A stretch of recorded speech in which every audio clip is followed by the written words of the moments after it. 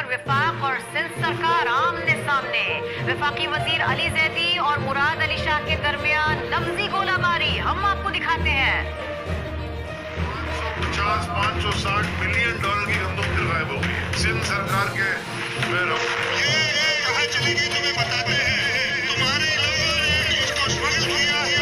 14-15 अरब रुपए के गंदम गायब थी पिछले साल। चूहे खा गए थे 2 टांगों वाले। इनका वफाकी वजीर कौमी असेंबली में खड़ा होकर खुद कहता है कि मुझे नहीं पता कि 66 लाख टन गंदम कहाँ चली गई। दुनिया में होर्डिंग जो भी कर रहा होगा उसके पीछे पीपल्स पार्टी राजदारी का मसनूई किल्लत पैदा करके महंगी गंदम बनाते हैं, महंगी चीनी बनाए।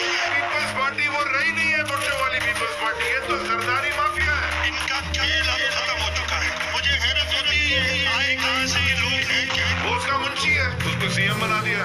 वो पैसे गिरता चोरी के बोला भाई तू बड़ा अच्छा गिरने वाला तू सीएम है। इस्लामाबाद पहुंचते पहुंचते हम इस नायर अहमद को आगे बाहर मार देंगे। 2023 के इलेक्शन में इंशाल्लाह पीपल्स पार्टी का जो आज की पीपल्स पार्टी है इसका सिलसिला हम खत्म करेंगे।